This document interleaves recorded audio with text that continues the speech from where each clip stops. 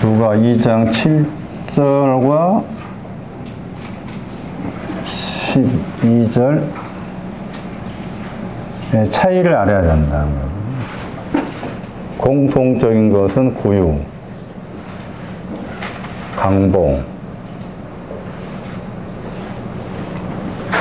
여기도 구유, 강보. 차이점은 악이,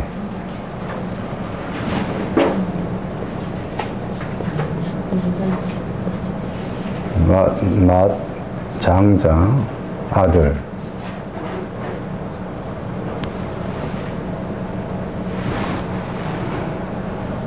눕다 있죠. 눕다도 차이가 있죠.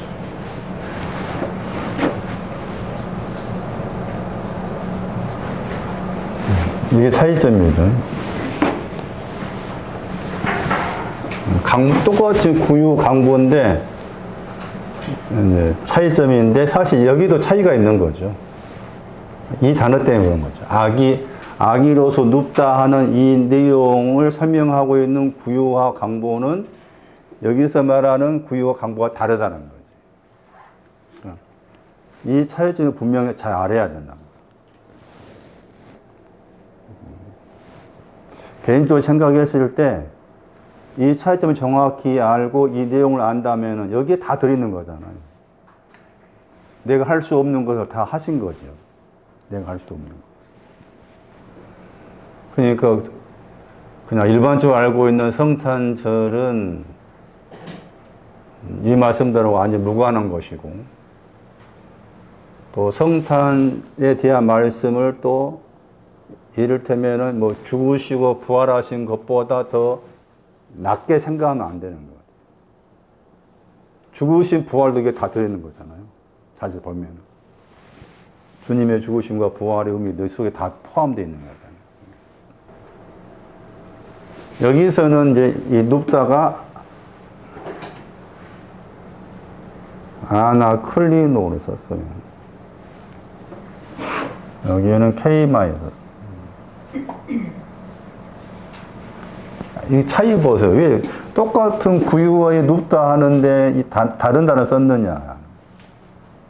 정확하게 누가가 지금 여기 구유 강보에 대한 부분에 대한 그 차이가 있다 하는 것을 이 동사를 통해서 풀어놓은 거, 동사를 통해서.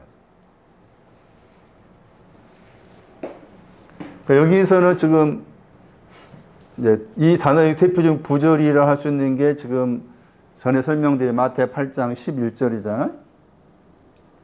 그 다음에 누가 13장 21절. 여기서는 이제 눕다 했잖아요. 아나클리노라. 여기 가면은 다르게 번역했죠.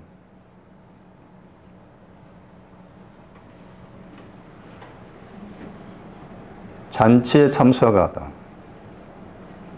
근데 그 잔치도 뭐예요? 천국, 하나님 나라. 얼마나 대단합니까, 이게? 여기는 아브라함, 이삭, 야곱과 함께 천국에, 여기 하나님의 왕국에 잔치에 참석하다. 여기는 또 뭐가 나와요? 여기. 이 구절 진짜 멋있어요. 동서남북 나오죠? 동서남북에 왔다 했잖아. 와가지고 여기 잔치에 참석하잖아. 여기는 동서잖아. 여기는 마태는 남북 빼버렸죠. 누가는 집어넣었고. 그럼 보세요. 동서남북에서 와서 하나님의 왕국에 참석하였다. 그것을 눕다 하는 단어의 다른 번역.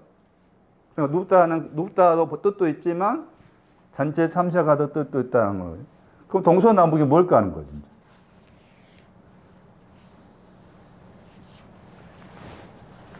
그러면 동서남북을 찾아봤을 때 그 동서남북과 관련된 성경 그 내용이 많습니다. 그게. 스가랴 6장도 가면 나와요. 남쪽 해당된 신앙이 무슨 말이고 그 말 나옵니다. 북쪽 해당된 말. 흑마, 홍마 나왔을 때 그 말들이 남쪽과 북쪽과 하면서 나와. 그런데 지금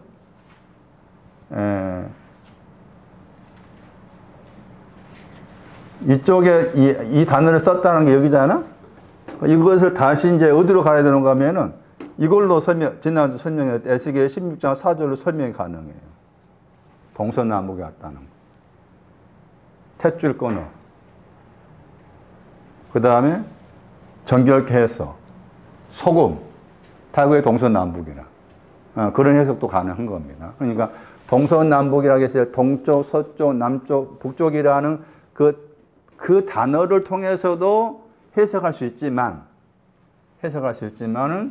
에스겔 16장 4절에서 햇사람과 아모리의 탯줄을 끊었다. 물로 씻어서 정결케 했다. 깨끗게 했다. 소금을 뿌렸다. 거기는 부정이잖아요. 그걸 다 담고 있는 강보잖아요. 그러니까 여기에 이 강보는 지금 동서남북을 담고 있는 거예요. 여기에 강보. 동서남북을 담고 있는 거예요.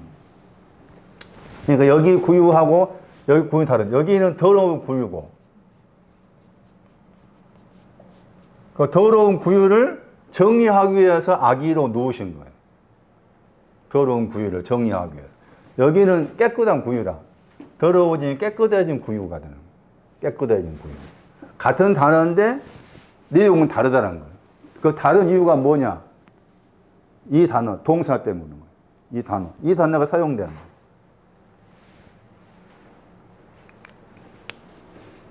다시 정의 마다 할 때 이게 이제 번역할 때 정확한 번역은 먼저 나셨다 했잖아요. 나셨다가 틱토라겠죠. 틱토. 그러니까 이제 그 영어 번역은 이제 퍼스트 본이 했잖아요. 그러니까 먼저 나신 자 이렇게 번역이 마땅해. 원어대 번역하면. 그런데 이게 번역할 때 장자, 먼저 나셨으니까 장자, 또 맛, 이 단어 쓴 거죠. 아들이라는 단어 또 따로 있습니다. 따로 있죠? 아들이라는 단어 따로 있습니다. 여기에 이제 이렇게 되어 있고. 그랬을 때, 이 먼저 나셨다 하는 이 신앙이 있습니다. 신명기 21장. 딱 외워야 됩니다. 17절 보세요. 이 구절이 먼저 나신 자의 신앙이 뭔지 말해줍니다. 신명기 21장 17절. 아벨이 가지고 왔던 양의 새끼가 첫 새끼. 말씀드렸던 것처럼 아벨의 신앙은 먼저 나신 자를 가진 신앙이었다. 신명기 21장 17절. 히브리어로 베코르라는 읽으면은 베코르라는 단어가 먼저 나셨다 하는 단어와 관계됩니다. 베코르. 공평입니다. 공평. 공평의 신앙을 말하는. 권리가 공평입니다. 미슈파트, 공평. 미움 받는 사람을 줍니다. 미움 받는 사람에게 그 장자의 신앙을 줍니다. 말씀에 미움 받는 자 나오죠? 미움 받는 사람에게 맏아들의 신앙이 공평을 줍니다. 미움 받는 사람에게 미움 받다가 나옵니다. 앞에도 나옵니다. 16절에 미움받다. 그 사랑한다면 나오고 미움 받는 사람에게 이걸 알게 합니다. 이걸 아는 것은 이 사람의 신앙이 공평인데 이 공평의 신앙을 누구한테 알게 하냐? 누구에게 공평의 신앙을 먼저 나신 자의 신앙을 알게 하시느냐? 미움받는 사람한테. 누가 미움받는 사람이냐? 나는 절뚝발입니다. 나는 소경입니다. 이 사람입니다. 미움받는 사람. 사무엘 5장 8절. 나는 절뚝발입니다. 소경입니다. 다시 절뚝발의 소경은 어디 와 있는가? 요한복음 5장 3절인가 나오죠. 베데스다. 베데스다가 뭐냐? 이거 다 적어놔야 돼요. 인자의지. 첫 번째 인자. 맏아들의 신앙. 아들의 신앙은 하나님 형상을 말합니다. 아들은 하나님의 형상이 아들입니다. 여기 정리하세요. 우리 번역으로 맏 했잖아요? 맞나요? 맏 했잖아요. 맏 했죠? 헬라어로는 프로토토코스잖아? 프로토토코스. 공평을 말합니다. 공평. 이 아들은 하나님 형상을 말해요. 그러니까 물론 이제 겉으로 봤을 때 응아하고 태어났어. 근데 그 아들이 하나님 형상이야. 하나님 형상. 하나님 형상으로 오신 분이에요, 아들은. 하나님 형상. 공평. 진리. 평화. 같아요. 공평의 신앙. 진리, 평화, 공평. 같은 신앙입니다. 요한복음 5장 3절. 소경 절뚝발이 나오죠? 소경 절뚝발이. 소경 절뚝발이하고 소경이나 절뚝발이나 신앙 위치가 같아요. 같아. 그 다음에 거기 병자 번역했잖아요? 병자 번역했죠? 같아. 여기. 베데스다가 뭐라고요? 인자의 집. 히브리어로 베데가 집이란 말이고, 뒤에 있는 스다가 헤세드나, 어떤 그 사전 보니까 이렇게 나와 있어요. 맞다 싶어요. 그러니까 베데스다 이름의 뜻은 인자의 집이란 뜻이죠. 인자의 집에 있는 못. 요한복음 5장은 잠시 후에 설명할 그 연약함과 관계된 신앙 사건이죠. 대충 이렇게 정리를 하셔야 됩니다. 나중에 물어볼 것이 아니라 한번 와서 여러분, 저는 앉아있고, 이제 저를 대신해서 한번 정거사 한번 설명해봐라 하면 나와서 해야 됩니다. 아는도 해야 돼요. 누구부터 할래요? 차관사부터 할까? 한번 하셔야 돼. 한번 이렇게 나와서 하는 것하고 여러분이 그냥 배우고 듣고 있는 것하고 좀 차이가 있어요. 내가 한번 한다고 생각하면 또 이렇게 나름대로 생각을 해야 되고 정리해야 되니까 또 공부가 되고 그런 부분이었어요. 이 단어 앞에 아나가 붙어 나오기도 합니다. 그 다음에 카타가 붙어 나옵니다. 그래서 아나가 붙어가지고 케이마이. 카타가 붙어서 케이마이. 아나가 붙어 나오기도 하고 카타가 붙어 나오는데 앞에 있는 저기 이제 단어들을 다 떼면은 거기에 케이마이 누워 있다 하는 단어가 들어 있는 거예요. 누워 있다. 그러면 거기에 누워 있다 했을 때 이 누워 있는 게 이쪽에 구유죠. 여기 구유, 더러운 구유. 누워 있다 했을 때 케이마이가 눕다.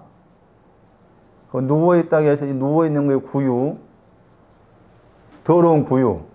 그 더러운 구유에 누워 있는 자가 누구였는가? 누가 13장에 오늘 설명드릴 지난주 설명드린 거 연결해서 또 설명해야 되니까 누가 누워 있었어요?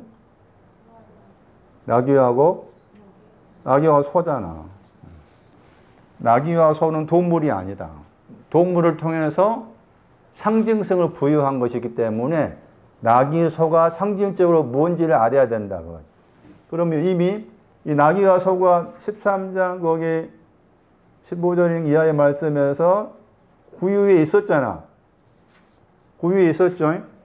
있었는데 아포했잖아. 헬라어로. 그 말 뭔가 하면은 이 안에 구유 안에 있었는데 거기에서 떨어져 나왔다는 거지.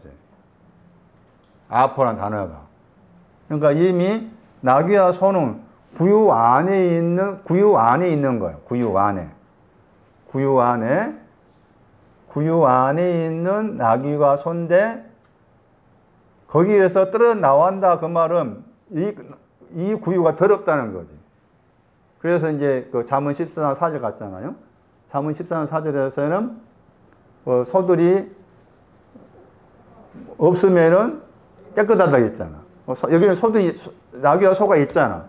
있으니까 더럽다 그 말이지. 그러니까 이쪽은 말한 것처럼 구유는 구유인데 더러운 거야. 그럼 이 아기는 무슨 일을 하는가 하면 이 아기와 강보하는 일은 더러운 것을 깨끗게 만드는 일을 하는 거지. 먼저는 여기 더러운 깨끗게 만들어지고 나 일 간 거잖아. 그러니까 앞에 여기 2장 7절 이하 말씀에서인가 2장 9절 이하 말씀에서 목자가 나오잖아요. 그 목자들이 여기 이걸 찾았지 먼저. 뒤에 가면은 여기 안 가. 여기 찾지 않아. 여기 찾았어. 아기 눕는 거. 뒤에 가면 그렇잖아. 왜 그럴 거냐 그 말이지. 왜 목자도 여기 안 가고 여기부터 찾냐 그 말이야. 왜? 그 말은 목자들의 신앙이 지금 더러운 구유를 가지고 있으니까 그 말이야. 목자들의 신앙은 더러운 구유를 가지고 있으니까 이 더러운 구유를 깨끗게 한 이 아기부터 먼저 찾아야 돼. 이해되세요? 그래서 여기 가가지고 일 가는 거야 순서가. 반드시 이것도 필요한 거지. 반드시 이거 있어야 돼. 그래서 여기 가면은 이제 2장인가 하면은 2장 거기 10몇 절 가면은 저기 구유가 하는 역할이 나오잖아요. 뭘 하겠는가 하면은 2장 거기 34절에 폐하고 흥함이 나오잖아. 2장 34절. 누워있다 하는 여기에서 하는 일이 무언가 하면은 폐하게 하고 흥하게 하는 일 하지. 그 말 나오죠? 2장 34절 말씀에. 나오잖아. 새 옷을 입었다가 누워있다. 같은 단어야. 케이마이. 누워있다. 누워있다 하는 것이 지금 누워있다 단어가 나오면은 구유를 생각해라 그 말이지. 누워있다 단어가 나오면은 지금 구유 안에 누워 계신다 그 뜻이다. 그런데 그 누워있다 하는 구유에서 하는 일이 뭔가 하면은 먼저 폐를 해야 돼. 폐하다 나오잖아요. 저게 이제 명사인데 푸토시스라는 명사예요. 푸토시스라는 명사인데 저기 폐하다 한 단어가 명사로 딱 2번 나와. 머리 위에 집을 지은 집. 머리 위에 집 짓는 것이 무너지다 할 때 거기 나와요. 예? 이 폐하다가. 그런데 이 폐하다 단어가, 동사가 영어로 말하면 폴인데 떨어뜨리다 그 말이에요. 떨어뜨리다. 그러니까 얘들이 더러운 거라 했잖아요. 더러운 거라 했죠. 이 더러운 것을 떨어뜨리는 겁니다. 그 말이지. 그러면 떨어뜨리고서 다시 올린단 말이에요. 흥한다 말. 흥한다 번역가 이게 부활이야. 더러운 것을 떨어뜨린 다음에 올려. 그게 곧 더러운 구유를 깨끗게 한 거지. 이해는 더러운 구유를 무너뜨리고 더러운 걸 무너뜨렸다 그 말이고, 폐는 흥한 것은 그것을 깨끗게 했다 그 말이지. 그래서 이 케이마이가 하는 일이 여기에서 이미 써놓은 거예요. 여기 2장 34절 말씀에서. 그러면 이 아기는 이 일을 한 거야. 더러운 것을 무너뜨리고 다시 새로운 것을 이렇게 세우는 그 역할을 이 아기가 하는 거예요. 그래서 여기 2장 12절 말씀에서 아기를 케이마이와 누워있다는 구유에 누워있다는 단어와 관계해서 쓴 거예요. 그런데 이 단어가 이제 말씀드린 것처럼 헬라어로 앞에 아나가 붙어있는 케이마이가 나오고 그 다음에 카타가 붙어있는 케이마이가 나오는 거라. 그런 말씀드린 것처럼 이걸 다 떼어버린다면은 기본 틀의 단어가 이 누워있다 단어예요. 기본 틀의 단어가. 그럼 누워있다 하면은 말씀드린 것처럼 이 케이마이가 누워있다 하면 이게 구유에 누워있다 생각해라 그 말이고, 이 구유에 누워있다, 이 구유는 더럽다 그 말이지. 그 더러운 구유에 누워있다 하는 거예요. 여기까지 되셔요? 자, 그럼 여기 가면 이제 이해가 되는 거예요. 아나 케이마이가 나온 성경 구절 보시면은 아, 이 사람이 그 사람이구나. 이 사람이 더러운 구유에 누워있는 사람을 이렇게 말했구나. 마태 22장 10절 보세요. 10절, 11절 두 번 나와요. 거기 구절에 같이 나란히 나와요. 아나 K마이 보세요. 마태 22장 오늘을 찾지 못하면 전혀 알 수가 없습니다. 마태 22장 10절에 혼인 자리에 가득했다겠죠? 앞에는 악한 사람, 선한 사람을 찾았어요. 만나다가 찾았어요. 찾아서 데려왔다겠죠? 찾아서 데려왔어요. 악한 사람, 선한 사람 찾아 데려왔다. 그 데려왔다 단어 나오잖아요? 데려왔다 단어가 나오는데 저 데려왔다 하는 단어를 좀 따라가 보면은 신앙적으로 데려왔다 했을 때 지금 겉으로 보면은 악한 사람, 선한 사람을 찾아서 데려왔다겠죠.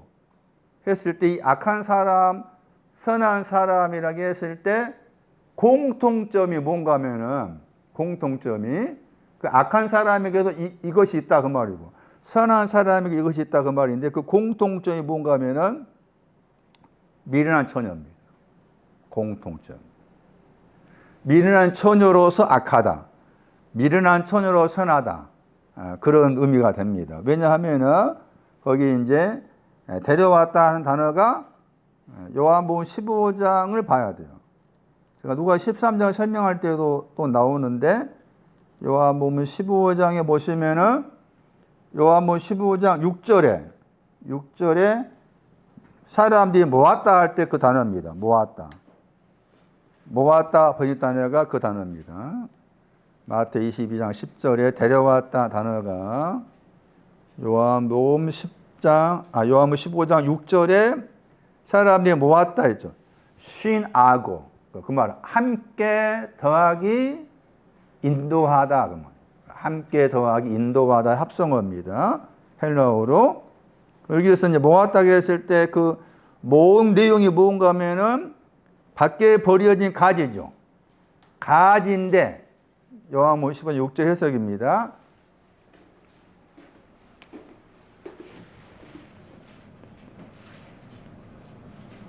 가지가 나오죠?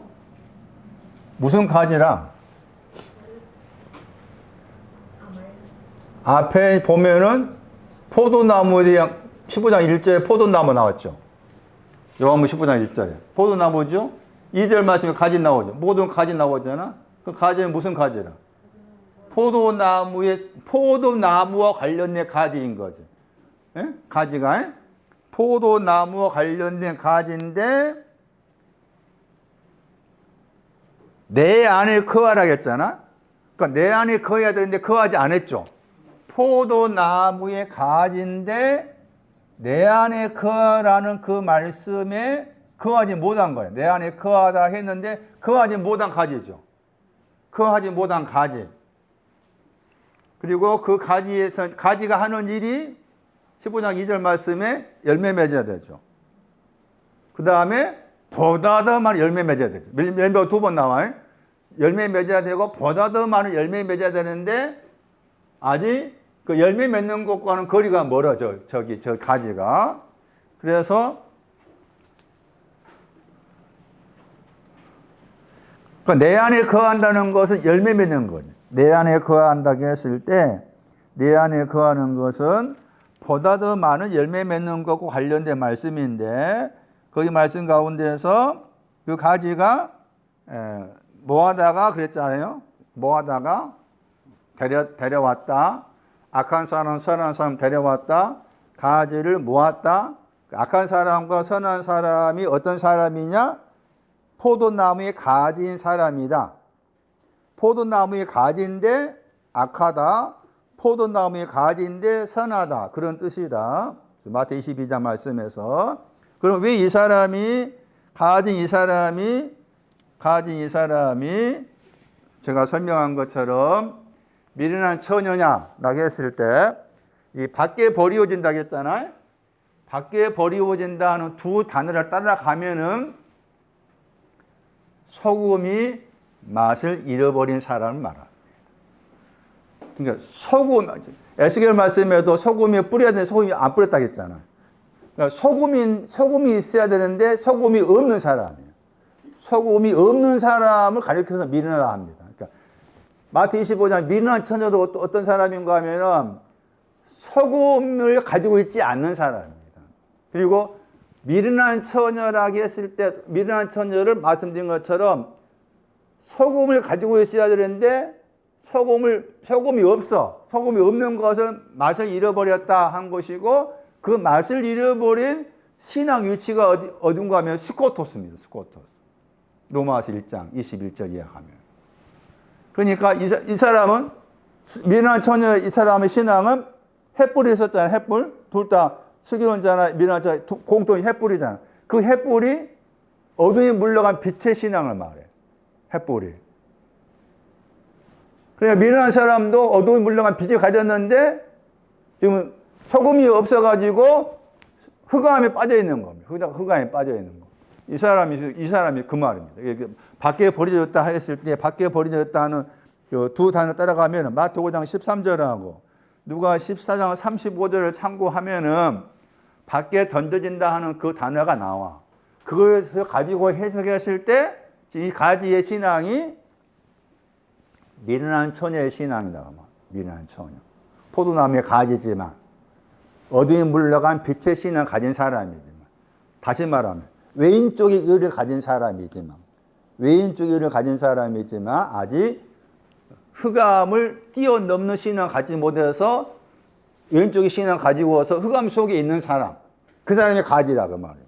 그 사람의 가지. 그것을 모았다고 했을 때 그 모은 사람이라 이게 마태복음 22장에 그래서 그걸 말씀드린 것처럼 선한 사람이 악한 사람이 지금 미련한 처녀에 해당된 신앙과 연관된 사람이었다. 그런데 혼인 잔치 자리 영어로 웨딩 했잖아요. 혼인 잔치에 가다가 충만했다. 지금 뭘 설명하기 위해서 말하는가 하면 아나 케이마이 구유 더러운 구유에 누워 있다고 했을 때 이 헬라어에는 앞에다가 이제 아나를 붙여서 합성어를 만들었어. 합성어 만들었는데 그 붙여 있는 이 구절 여기 나왔다. 그 번역을 뭐라고 번역했어요? 손했죠. 손. 저 단어입니다. 저기에 케이마이가 들어있습니다. 그럼 어떤 사람이 사람은? 혼인잔치 초청 받아왔어요. 받아왔죠. 혼인잔치 초청 받아왔는데 뭐가 없어요? 22장 11절에는 그 손님이 보러 왔습니다. 그 손님한테 보러 왔는 손님이 뭐가 없어? 응? 결혼잔치의 옷. 애복을 다시 분해해서 번역하면 애가 결혼잔치야. 결혼잔치의 옷을 입지 않았죠.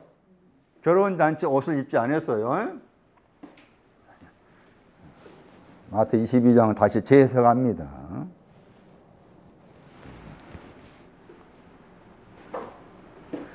사실 어려워. 마태 22장 해석하기가 어려워. 어려운데 이 단어들을 찾아내면 알아. 이 단어들을 찾아내면 알 수가 있어. 그럼 이 사람은 어떤 사람이에요, 이제?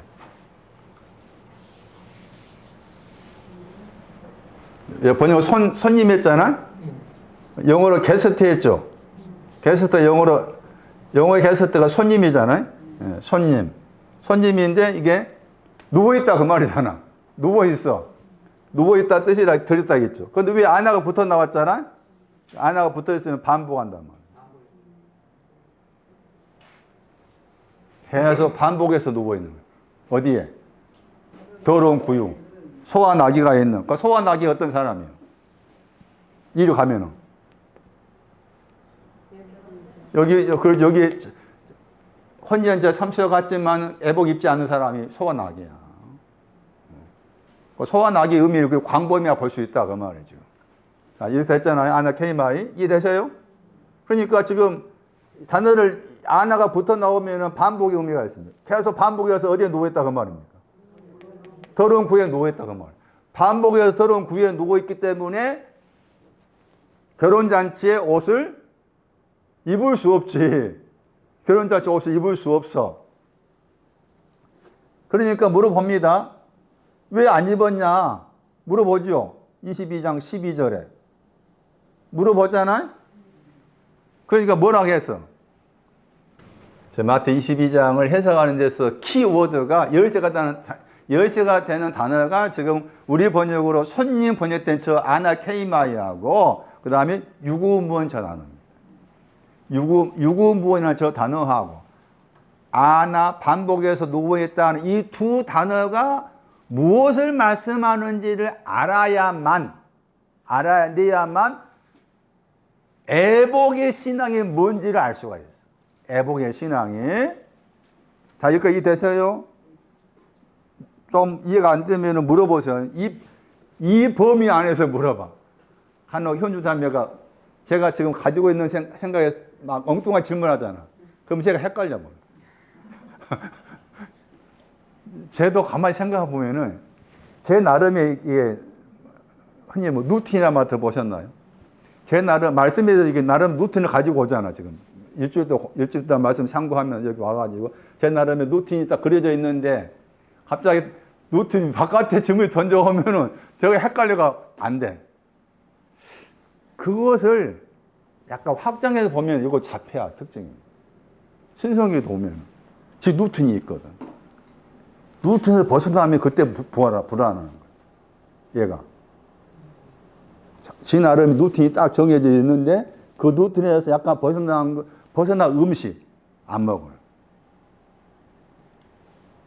그래서 먼저는 제가 그를 대할 때 저의 루틴이 뭔가를 살펴서 저에게 맞게끔 내가 이렇게 대응해야 되겠구나 하는 생각을 하죠. 제 나름 루틴도 그래요. 그 보면서 나에게도 약간의 그 자폐적인 경향이 있지 않나 하는 생각이 자꾸 든다니까. 누구나 다 그런 루틴이 있겠지만은 그 루틴이 깨지면은 또 깨진 대로 이렇게 좀 확장시켜서 움직여야 되는데 그게 잘 안 돼. 그게 잘 안 되는 거야. 뭐 되는 사람도 있겠지만 저는 잘 안 돼. 그러니까 신성기 보면서 그런 부분에 있어서 나하고 많이 닮는 구석도 있구나 생각을 많이 하게 되죠. 여기 이렇게. 자, 그럼 여기다 뭘 적어놔야 돼, 여기다. 네? 손님 저기에다가 뭘 적어야 되나? 누가 2장 12절 적어야지. 누가 2장 12절. 구유에 누웠다 하는 단어가 나와 있는 그 12절 적고, 그 다음에 좀 더 이제, 또 깊이 이제 거기에, 그것과 연관을 지어서 생각하려면은 누가 13장 15절까지 적은 건 필요하겠죠. 누가 13장 15절. 여기 아나가 붙어 나와 반복해서 누워있다 했잖아. 카타가 붙어 나오면은 열심히 누워있는 거야. 카타가 물론 헬라어로 반대의 뜻도 있지만, 이렇게 열심히 뜻도 들어있습니다. 카타가 붙어 있으면은 열심히 누워있다. 반복해서 누워있다. 열심히 누워있다. 카타가 붙어 나왔습니다. 유구무원에 대해서는 나중에 그 설명드릴 기회가 따로 있습니다. 좀 공부 좀 해보시기 바랍니다. 유구무원, 딤정 5장 18절 써놓으세요. 유구무원. 딤정 5장, 왜 그가 유구무원이었는가에 대한 설명입니다. 이것도 지금 다 더러운 구유와 관계에 나옵니다. 더러운 구유와 관계에서. 딤정 5장 18절 말씀이 유구무원을 설명하고 있는 구절이고, 그 다음에 유구무원한 사람이 사두개인입니다. 유구무원한 사람이 22장 34절에 마태 사두개인을 가리켜서 사두개 유구무원했단 말 나옵니다. 왜 유구무원하냐? 딤정 5장 그 18절 말씀을 자세히 들여다보면은 유구무원하게 된 내용이 나옵니다. 찾아볼 수 있습니다. 그 여러분 그냥 공부해 오세요. 카타, 테이마이. 열심히 누워있다. 열심히 누워있다 했을 때 더러운 구유에 누워있습니다. 5장 3절과 6절. 요한복음. 요한복음 5장 3절과 6절. 소경, 절도발이, 여기 소경 절도발이 나왔잖아요? 소경 절도발이 나왔죠? 거기 누워있다 나옵니다. 약하다. 약한 자. 여기도 5장 6절도 마찬가지죠. 거의 K만. 그러니까 인자의 집, 베데스다 인자의 집에 있는 못은 더러운 것을 깨끗게 한 거죠. 요한복음 5장에 38년의 병자가 어떤 사람이냐? 더러운 구유에 누워있는 사람이에요. 더러운 구유에. 누워있다 했을 때 그 누워있는 내용이 나오잖아요. 예? 나중에 누워있는 걸 들고 가라 그 말 나오죠? 자리를 두고 가라겠죠? 그 자리가 이제 이 케이마이지. 열심히 누워있는 거, 더러운 구유. 여기에서도 소경 절도발이 약하다 했잖아요? 약하다 나왔죠? 약하다 병자 번역했잖아요? 병자 번역했죠? 이 사람이 소나기야. 소나기.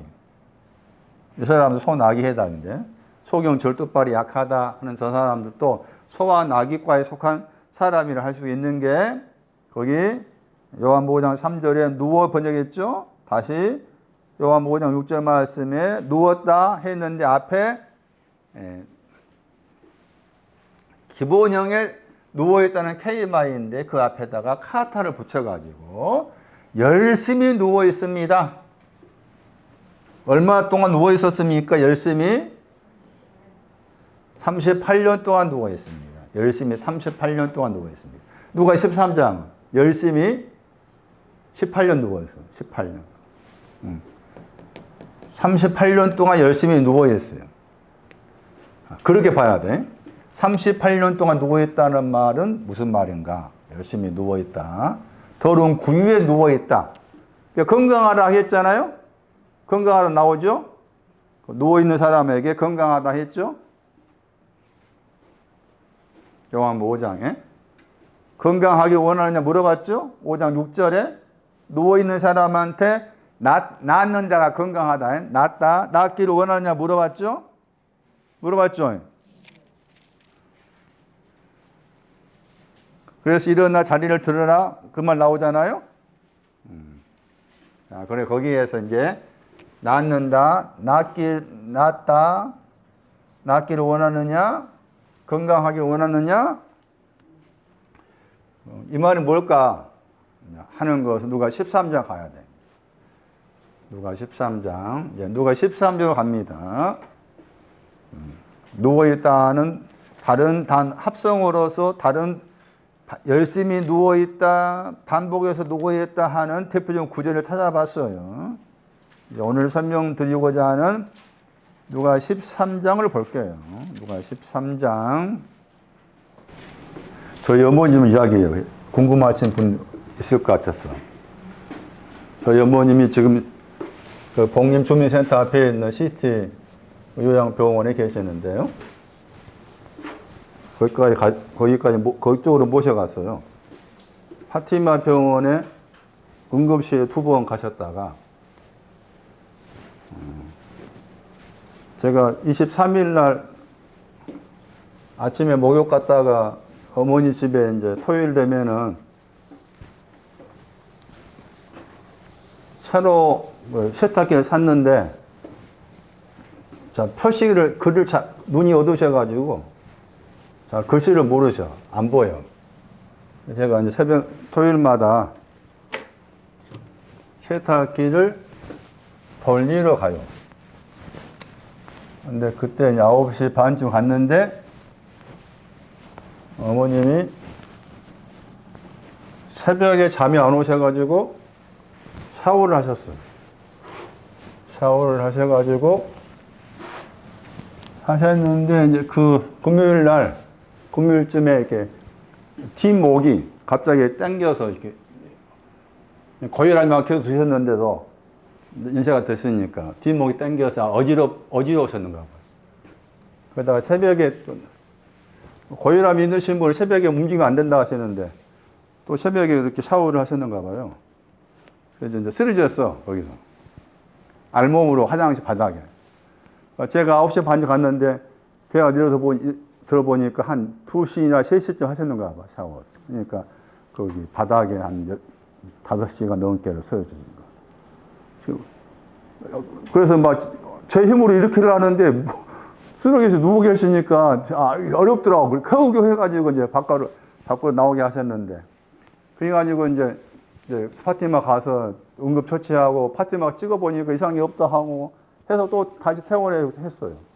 근데 그 다음이 언젠가 며칠 지나서 또 갑자기 막 돌아가실 상황이 생겨가지고 보니까 정신도 없고 돌아가시겠다 했는데 그래서 또 파티마 2번에 갔는데 거기서 이제 사진 찍어보니까 MRI인가 찍어나게 찍었는데 거기 가서 MRI에 찍은 거기에서 영상으로 뒤에 혈관인가 그게 약간 이제 뭐 뇌졸중인가 뭔가 그 증세가 보이는 거죠. 그것은 이제 찾아낸 거지.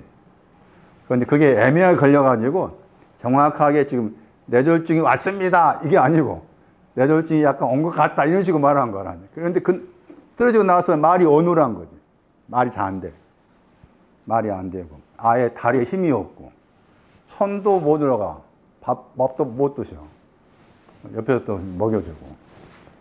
그러니까 제가 이제 파티마 병원에 며칠 계셨을 때 거기에 제가 오후에 대신 이제 해서 거기 옆에 이제 간호가 아니 돌보러 갔는데 이분이 TVN을 보신 거야. 저는 아까 이야기했죠. 저는 처음 겪었어. 아기 때하고는 다르잖아. 이게 난감하더라고요. 어떻게 해야 되는지 모르고, 어떤 기저귀를 채워야 되는지 모르고. 겨우 물어가지고 채웠는데, 닦아내고 막 겨우 해가지고 채웠는데도 나중에 보니까 채운 거 거꾸로 채워놓고. 또 그 다음날 또 그런 거야. 또 대변을 봤어요. 대변을 보시는데 다리 힘도 없고 그러니까는 제가 움직인 대로 그분이 가만히 계시잖아. 92이 먹으신 분이. 저한테 한 번도 그 하체를 보인 적도 없으신 분이 그냥 제가 다리 이거 하고 하면 그대로 따라서 하고 계시고 나중에 태어날 쯤 돼가지고 하신 말씀이 그분이 저한테 한 번도 제 기억으로 농담하신 적이 없거든. 농담을 딱 하시더라고. 선물 줬다고. 대변 보내고 선물 줬대요. 그래가지고 겨우 해가지고 이제 CT 옮겨놨는데 살아나 버렸어. 살아나 버렸다고. 나는 곧바로 돌아갈 줄 알았는데, 문고선 말처럼 신세계를 만나버렸어. 신세계를. 하루 꼬박꼬 새끼 주지. 따뜻하게 불 들어오지. 여기 기저귀 찾지. 뭐 하면 또 하루 일주일에 한 번씩 목욕해 주지. 신세계를 만나가지고 손을 이렇게 모였던 분이 혼자 식사하시는데 제가 목요일 날인가 지난 목요일 갔더니 꼿꼿하게 앉아서 나오더라니까. 야, 저 속을 큰일 났다 싶어요. 저는 그때 돌아가실 상황이 생겼을 때 이미 다 기도를 다 해놨거든. 다 해놨는데 다시 살아난 거 보니까 이거 큰일 났다 이거. 좋게 생각하지 아니라 큰일 났다 생각이 들어. 야, 저렇게 해가지고 또 오래 간 사람 많다 하던데.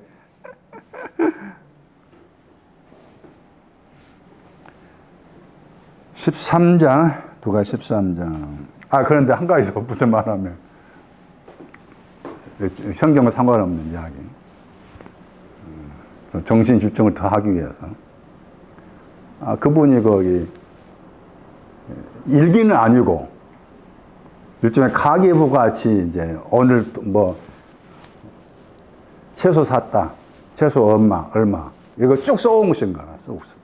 써오셨는데, 계속 이제 저쪽에 있을 때, 서울에 계실 때 써오시고, 지금까지 쭉 써오셨는데, 이제 한 2, 3년 전부터는 이제 글자 안 보니까 안 쓰였어. 근데 쓰신 것이 이제 그 책자가 몇 개 되더라고. 근데 보게 됐는데, 저를 호칭할 때, 목사님 써놨어요. 저한테. 야, 그분이 저는 이제 안 물어봐. 제 말씀 들어오실 때 제 말씀이 어렵냐 물어본 적이 없는데 며느리가 물어봤는가 봐. 말씀에 대해서. 어렵다. 어렵다 하신 분이 저를 아들로 쓰지 않고 목사님이 와서 뭐 줬다, 뭐 했다. 그걸 써놓았다니까. 제가 그걸 보고서, 가까이 있는 저 어머니한테 내가 그래도 목사님처럼 뭔가 보였는갑다. 그런 생각이 드니까, 약간 뿌듯한 마음이 들긴 들더라고. 응? 뿌듯한 마음이. 아들놈이 누구든 그렇게 안 되는데, 응? 가까이 있는 저 어머님이 저한테 목사님이라는 용어를 썼던 거 보니까 약간 뿌듯한 생각이 들더라고요. 누가 13장 보세요, 이제. 13장 10절. 회당이라 했죠. 회당 안에서 18년 된 자가 있습니다. 회당 안에.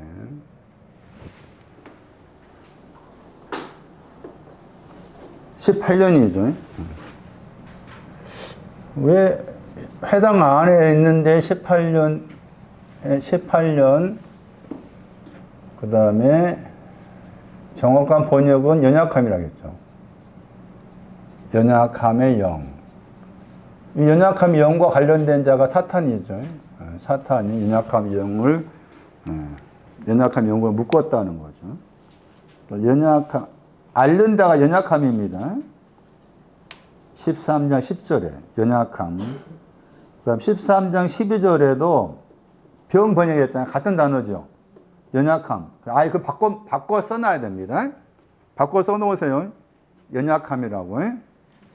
연약함. 어디에 있는데? 그 말이죠. 회당 안에 있는데, 회당 안에 있는 사람인데 그 말입니다. 회당 안에 있는 사람인데 지금 연약함을 가지고 있다. 연약함의 영이죠. 연약함의 영을 가지고 있다. 사단은 이제 뒤에 가지고 13장 16절 사단이 나옵니다. 사단이 메인바 되어 있다. 사단이 묶고 있다고 했을 때, 사단한테 묶여 있다고 했을 때, 그게 사단이 지금 이 연약함으로 묶고 있다. 그 말입니다. 사단이 연약함을 묶고 있다. 사단이 하는 일이 반대하다, 공격하다는 사단이 하는 일. 그런데 회당 안에 있는 사람인데 지금 연약함이 영을 가지고 있다 한 거예요. 여자가. 다시 회당이 아까 말씀드린 회당이라 했을 때 이게 이제 영어 번역 나오죠. 저 영어 번역이 유대교의 회당입니다. 유대교. 그러니까 기독교로 말하면은 예배당, 집인 거지. 예배를 드리는 집. 그런데 이제 이 단어의 동사가 아까 나왔던 요한복음 15장 6절입니다. 가지를 모으다 할 때 그 단어입니다. 회당 안에 있다 그 말은 아까 요한복음 15장 6절 설명할 때 밖에 버려진 가지라고 했잖아요.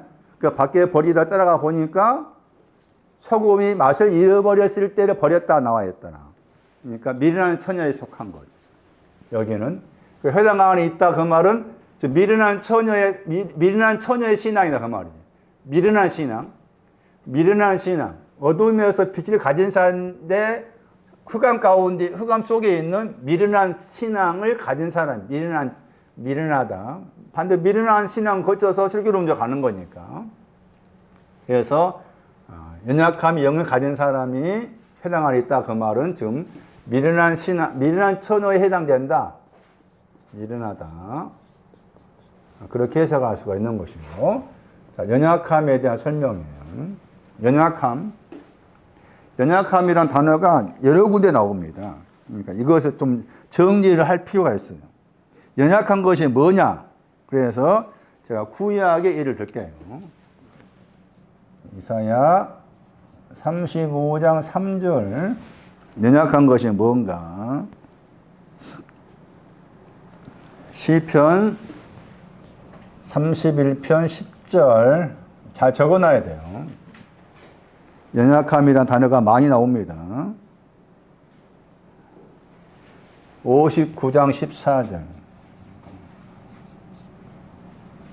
해가지고 이 연약함은 히브리어로 카살이에요. 카살. 해가지고 넘어지다. 걸려 넘어지다. 걸려 넘어지다의 헬라어가 연약함과 연관되어 있습니다. 연약함. 그런데 거기 이제 이사야 35장 3절에 의하면은 잘 아는 구절이죠. 하다크가 왔는데 아직 아마치가 오지 않는 걸 말합니다. 하다크는 왔는데 아마치가 오기 전에 넘어진 걸 말해요. 그것이 연약함이라고 그래. 하다크가 왔는데 아직 아마치의 신앙이 오지 않는 그 상황을 연약함이라고 그런다. 이사야 59장 14절에도 거리의 성실이 진리라. 엎드렸다겠죠. 엎드러지다 저 단어입니다. 카샬.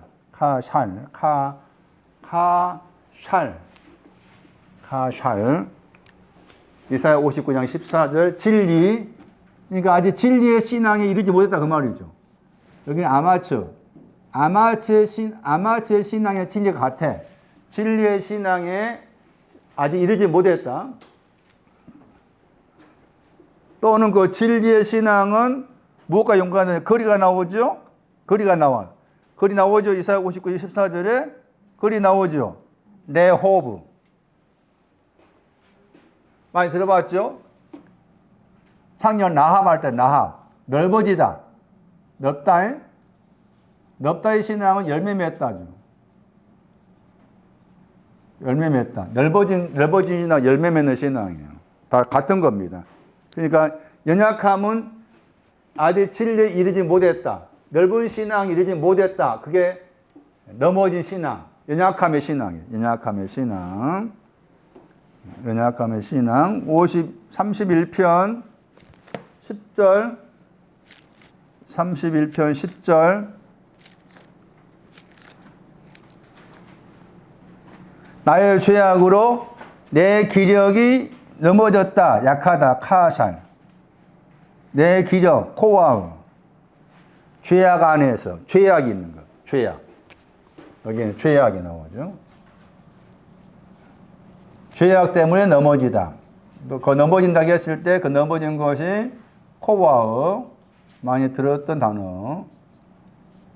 코와우 신앙이나 코와우 아마츠 진리 다 같아. 같은 과예요. 진리, 코와우, 아마츠, 넓다. 이게 다 같은 신앙으로 봐야 됩니다. 죄악 때문에 이렇게 넘어져 있다. 그게 연약함이라고 했을 때 연약함의 내용을 설명하는 구절이에요. 연약함, 누가 13장 10절, 아르며 연약함으로 번역한, 연약함의 영을 가졌다. 18년 동안 연약함 영 가졌기 때문에 꼬부라지 써가지고 펴지 못했다. 누가 13장 12절. 그래서 그 연약함에서 너의 연약함에서 놓였단 말 나옵니다. 저 단어가 중요해요. 일단 정리를 좀 해보면 연약함에 대한 내용을 이것을 연약함을 정리한다 하는 것이 뭐냐. 그래서 로마서 8장에 그 말 나왔었잖아요. 내가 지금 연약한 가운데 있는데 반드시 기도해야 될 것이 뭔지 모르겠다 나왔죠. 그러니까 그 영이 탄식하면서 기도했단 말 나와요. 로마서 8장 26절 맞나? 27절인가? 거기에 연약함이 나옵니다. 그랬을 때 연약함에 대한 문제가 정리되는 과정이 뭔가 하면은 여기에서 나오는 게 뭐냐면 여기 나와야 돼. 연약함에서 나오는 거 이게 구속이야. 나오는 게. 그러니까 연약함의 그 위치는 구속의 신앙에 필요하다는 거지. 구속의 신앙에 필요하다. 그러면 구속의 신앙이 왔으면은 그걸로 다 된 거냐? 아니라 이 구속에서 어디로 가야 되는가 하면 지혜로 가야 돼. 그게 이제 고전 1장 30절 참고해야 돼. 고전 1장 30절 참고하면은 이 구속 밑에가 거룩이죠. 이 밑에가 또 의죠. 의. 왼쪽에 의가 왔어. 그 다음에 거룩 가야 돼. 거룩은 뭐가 관련됐어요? 살전 4장에서 음행과 관련했지. 음행을 정리한 게 거룩이야. 음행을 정리한 거야. 그래 됐지만 또 구속이 필요해 그 말이지. 구속이 필요해. 그리고 이 구속이 됐다기에 다 된 것이 아니고 구속한 이유가 뭐가 하면은 이 지혜로 가게 하기 위한 거예요. 지혜로 가게 권현 1장 30절 참고한다면 지혜로 가게 하기 위해서 구속이 필요해. 또 약간 다르게 말하면은 이 지혜는 아들이야, 아들. 지혜는 이 아들이 돼. 아들됨. 로마서 8장 보면 나와. 그래서 연약함의 신앙이 정리되는 과정이 먼저는 구속이 필요하다. 그래가지고 이 말씀에서 누가 13장 12절 말씀에서 놓여놨다 번역한 거죠. 놓여놨다. 놓였다 번역했죠. 그것을 이제 헬라어로 하면은 아포리오죠. 아포리오 해가지고 아포는 떨어지다, 나왔다. 리오라는 단어는 풀다예요. 풀다라는 말의 반대가 묶여있다예요. 묶여있다가 이제 헬라어로 데오라. 그래서 이 풀다 하는 단어는 반드시 전제가 뭔가 하면은 묶여있었습니다 하는 것이 먼저 전제가 되어 있는 거지. 묶여있다는 것이 전제가 되어 있어요. 자, 다시 보세요. 누가 13장 12절.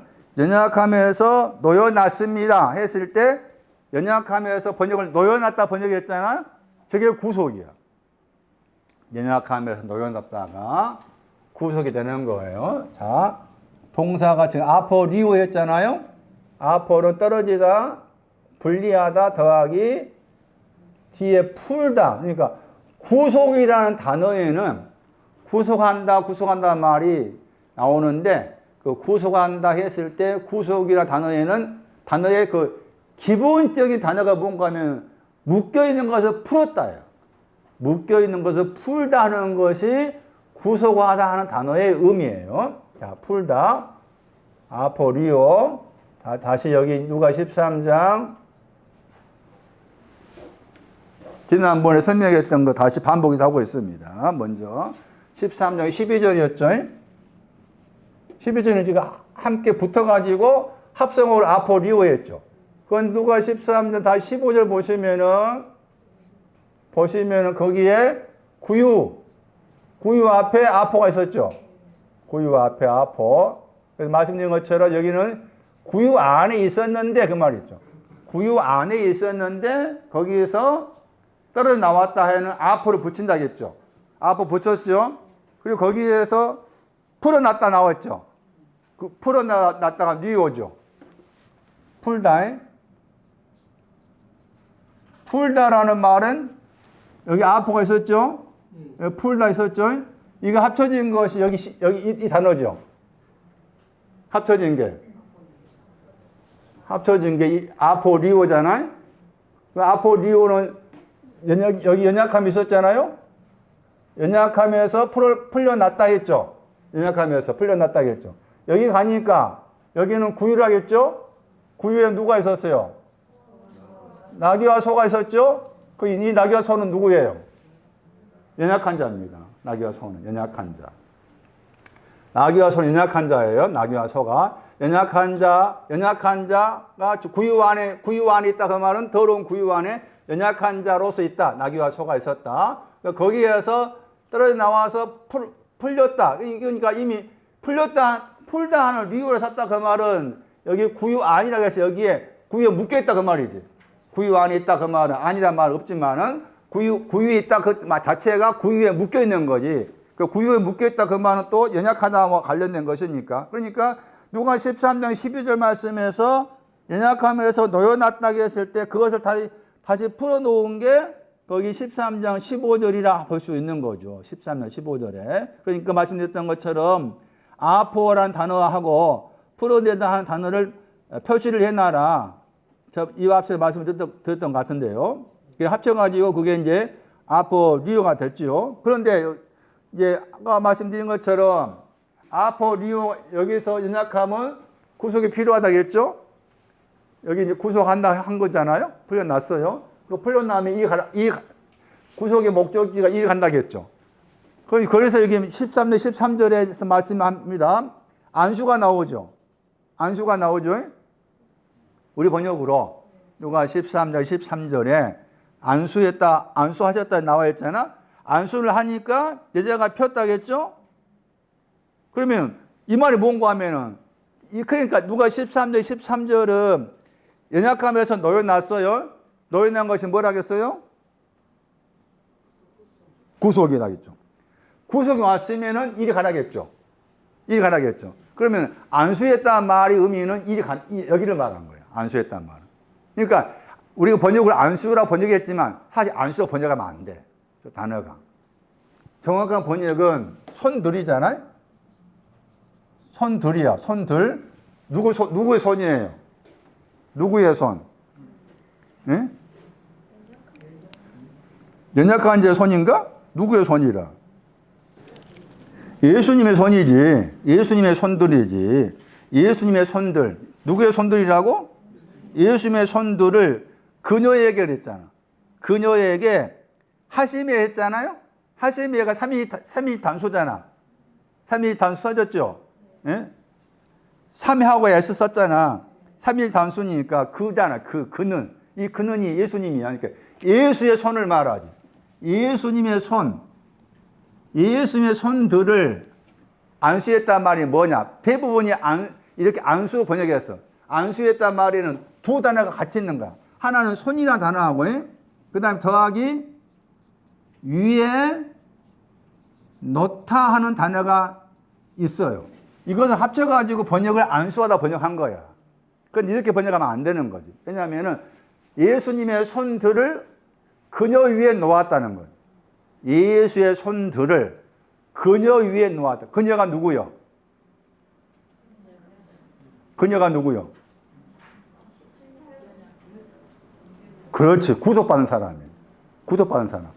연약하게 놓여난 구속받은 사람에게 손들을 위에 놓은 거야. 손들을. 그 말의 의미는 구속의 신앙이 전부가 아니다. 그 말이지. 구속의 신앙이 온 다음에 이리 가야 된다 하는 거, 이것을 이제 이렇게 되게 하기 위해서 손들을 구속받은 그녀 위에다가 당신의 손들을 위에 놓았어. 위에 놓으니까 그 위에 놓은 결과가 뭔가 하면은 거기에서 폈다겠죠. 폈다는 거야. 폈다는 것이 위에 놓은 결과. 그리고 폈다 하는 게 따지면 이 지혜 아들됨의 신앙과 같은 개념으로서 설명할 수가 있는 거예요. 자, 그러면은 위에 놓다게 했을 때 이 단어가 위란 단어가 헬라어로 에피란 단어고 뒤에 놓다는 단어가 티셈이에요. 티셈이. 이것이 합성어라. 손들을 놓았다고 했을 때 주님의 손들이 뭘까 하는 거지. 왜 주님의 손들이 언급했을까 했을 때 주님의 손들이 하는 역할이 있습니다. 그 손들이 하는 역할이 요한복음 20장 25절입니다. 못자국이 난 손입니다. 못자국.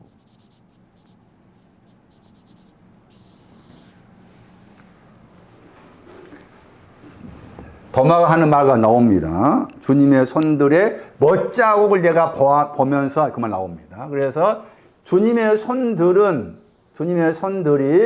구속받은 자의 위에 놓여졌다고 했을 때 주님의 손들의 상징은 못 자국이 있는 손입니다. 못 자국이 있는. 그리고 손이라고 했을 때 손이라는 단어의 뜻은 능력이란 말이고 방향이란 말이에요. 방향. 손이라는 단어가 우리가 알고 손이 아니고 능력, 방향 그런 뜻을 가집니다. 그래 못자국이라고 했을 때 이 못이 가리키는 것이 뭘까 하는 겁니다. 요한복음 20장 가가지고 오늘 제가 용이 올라갑니다. 용이 올라가는 날이라 이번. 그러니까 벌써 거의 못 올라갔죠. 몇 주 동안. 마음이 조금 급해지기 시작했어요. 못자국이 나오죠? 도마가 하는 말 굉장히 중요한 말입니다. 못자고 손들 안에서 그랬죠.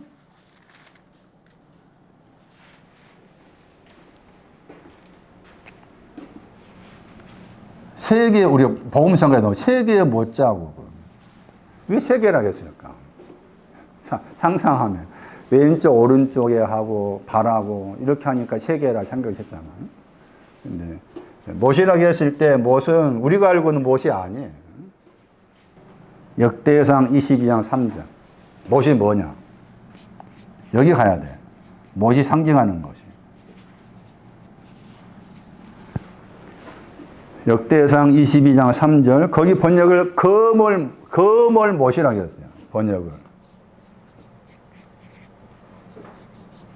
거물 못.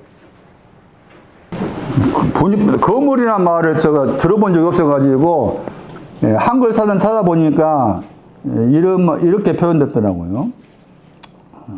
들어보세요. 물건 사이를 벌어지지 않게 연결시킨다. 거물이란 말이. 물건 사이를 벌어지지 않게 연결시킨다. 나무 그릇에 맞추어 짠 모퉁이에 걸쳐대는 쇳조각, 그런 표현이 거물이라는 뜻이는 겁니다. 거기에 거물 못 번역된 저 단어가 못자고 할 때 그 못이 가리키는 상징적 의미인 거예요. 그러니까 물론 실제적으로 못을 박았었다. 근데 이제 또 이제 거기 여호와 증인들은 거기 이 기독교에 말하는 십자가 틀렸다 말합니다. 왜 틀렸냐 했을 때 실제로 예수님께서 못 박 십자가는 이렇게 됐다. 하나의 이것으로. 기독교는 여기에다가 이렇게 했잖아. 이렇게 했다 하는데 여호와 증인들은 이렇게만 됐다고 해요. 이렇게 됐다, 이렇게 된 거 실제다. 그들은 주장하기를. 이렇게 된 거 실제니까 이렇게 하고 이렇게 말하는 십자가는 틀렸다. 그렇게 주장을 해요. 아, 그놈들 미친놈들이요. 이렇게 하셔. 저렇게 하든 뭐 상관이 있어. 그거 중요한 거 아니야. 중요한 건 무엇이 뭘 말하는지가 중요한 거지. 동사가 나옵니다. 그 못자국의 상징 이겁니다. 방금 말씀드렸죠? 번역을 거물 못했잖아. 거물이나 그 단어 뜻이 나중에 한번 찾아가 보세요. 거기 무슨 사전인지 한글 사전. 제가 찾아본 결과 물건 사이를 벌어지지 않게 물건의 사이가 벌어지지 않게 연결시킨다. 그런 의미라. 시편 122편 3절입니다. 이게 못자국의 신앙적 뜻이에요. 122편 3절. 이것을 구속받은 자 위에 놓은 겁니다.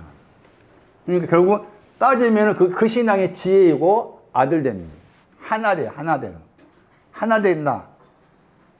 하나가 되게 한단 말입니다. 하나가 되게 한다. 근데 그 구절이 122편 3절. 못이 가리키는 신앙적 의미가 시편 122편 3절이다. 번역을 조밀하다 번역했죠. 조밀하다 번역했어요. 다르게 번역하면 하나가 되게 하다.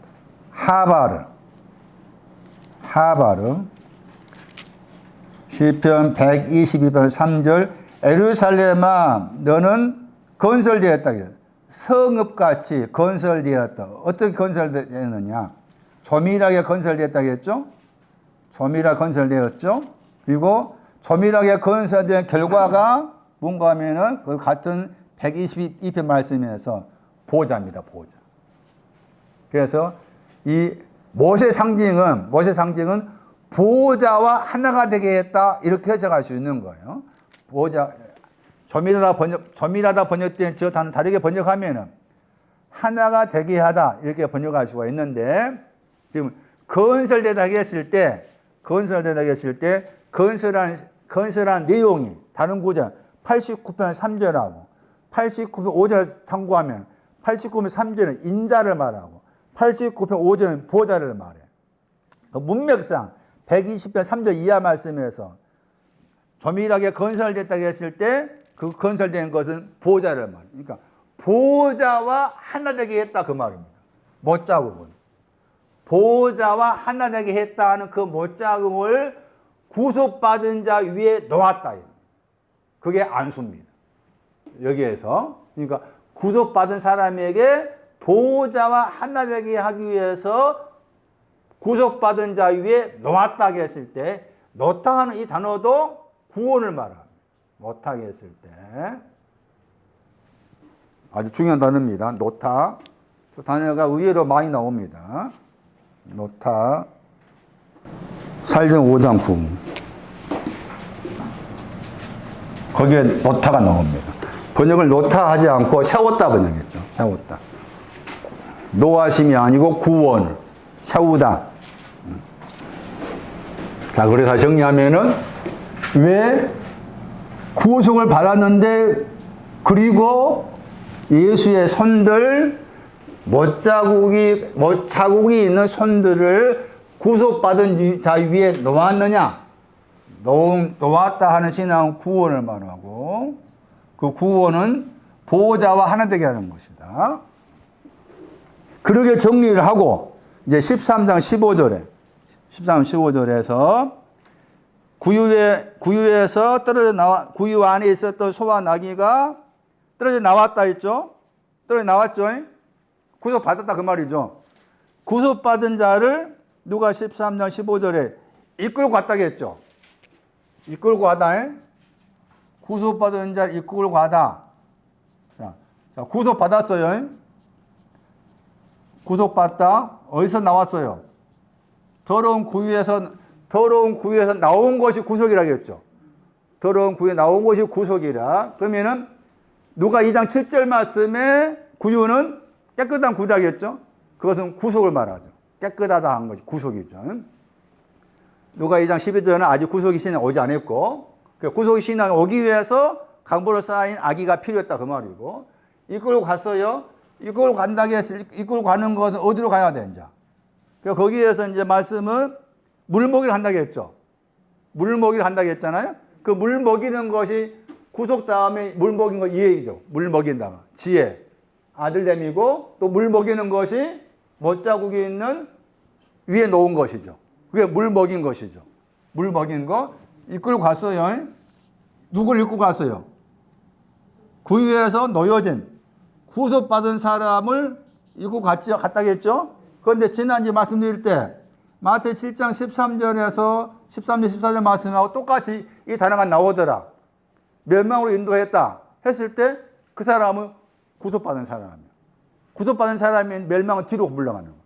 구속받은 사람으로 뒤로 물러가는 거에 멸망에도 그러고 7장 14절 말씀은 구속받은 사람으로서 이리 가는 거죠. 이리 가는 것이 거기에 마태 7장 14절은 생명이라고 했죠. 생명, 그 생명 여기를 말해. 두 번째 생명. 이리 가는 거나. 그래서 이제 여기서 이끌고 간다고 했을 때 목적지가 구속받은 사람 이끌고 간다 했을 때 말씀에서는 물 먹이러 간다고 했을 때 물 먹이다가 고전에 나와. 고전 12장 13절이야. 고전 12장 13절이 물을 먹인다고 했을 때 여기에 하나된 영을 나와. 하나된 영. 한 영을 마신다 이렇게 된 거예요. 그 한 영의 신앙이 구속 다음의 신앙인 지혜, 아들됨의 신앙, 그 다음에 주님의 손으로 위에 올려놓은 거 다 그런 신앙으로 설명할 수 있는 그런 부분인 거죠. 자, 이끌고 가다. 그래서 이제 이끌고 간다고 했을 때 여기에서 이제 이끌고 가는 그 과정을 설명하는 내용이 나오는 겁니다. 이끌고 간다고 했을 때.